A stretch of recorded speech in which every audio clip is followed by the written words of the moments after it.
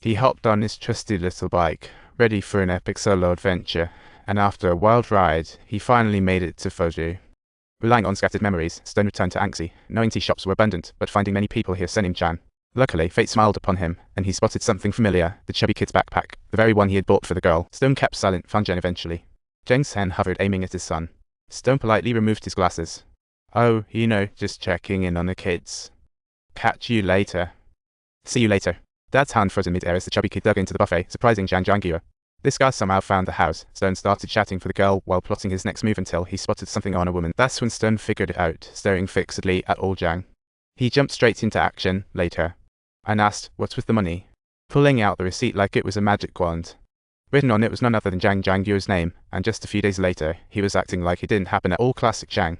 Stone checked his bag, confirming no mix-up as the awkward silence grew. Everyone stood unsure what to do next. No surprise, old Jang was battered, sweet-talking while wincing in pain. But Stone had one mission: rescue the girl and protect her belongings from anyone else. After all, old Jang's idea of selling the girl was just ludicrous. He bought a car and, after fumbling with keys for a while, Stone found his target, the ladies. Yes you. Hurry up and strip for me. Heading to old Jang's secret location. Stone hesitated, knowing a strong dragon DOESNT Cyrillic letter 479 micro 0 a local snake. He brainstormed, removing the sword from the dashboard. It was trickier than expected. God had 1,000 plans and pride held at least 800. Stone knocked himself silly, pleading as he blitzed through the dance hall, shouting the girl's name and kicking down every door he could find. His facial expression transformed into one of social discomfort, as various memories from the past came flooding back, reminiscent of a bad romantic comedy. Full of regrets, he finally sighed, heart settling until he saw a patch of sand. Just as his restless heart settled, the loud shout from the private room erupted, and instead of retracing his steps, he moved forward with determination, not looking back like an action hero abandoning the scene. Instead, he dashed for the emergency exit while sirens wailed on the path, a result of the alarm he had raised in advance, and I was about to be late for class. Stone's steps were unwavering, his silhouette mysteriously shadowy, while the girl's heart found a place to finally settle down. He aimed to follow his uncle in search of family, as the girl reclaimed her mouse bag and her mother's old cassette player, both ready to. They began their journey home, and after just a couple of words, the girl dozed off, feeling the comfort settle. It was a cozy reliance. The girl was home, Stone's burden heavier, old Jan gazing at the balcony.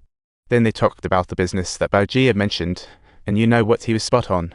Each time he called for the kid's mom, he bought her a drink, but her interest soon faded. A few stuck around the phone, while Stone tossed bottle caps repeatedly, all to no avail. He had no clue what it all meant. He sensed the girl's frustration while he was wrapped up in his own confusion, thinking, "What do you even call that? I'll take you home," but she said blankly, puzzled. Stone tossed a bottle cap, and from then on, he had a daughter. Baji and old Yang advanced, but he was stuck as a consultant, turning the hardware store into a door window shop. From that day, they focused on housebreaking, hoping Baoji could help enroll the kid in school. But he was too cunning and had no plan to check the birth certificate. The kid's already here, growing up, and we still need proof.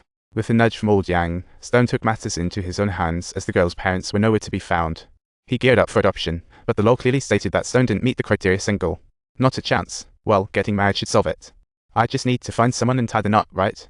He stirred trouble again, nearly dying, sitting with his ex-wife again, but this time, his idea. The intent to remarry was shattered. Just look at him, an overweight nobody. Who'd want you? But she was quick to add, "I don't mind you."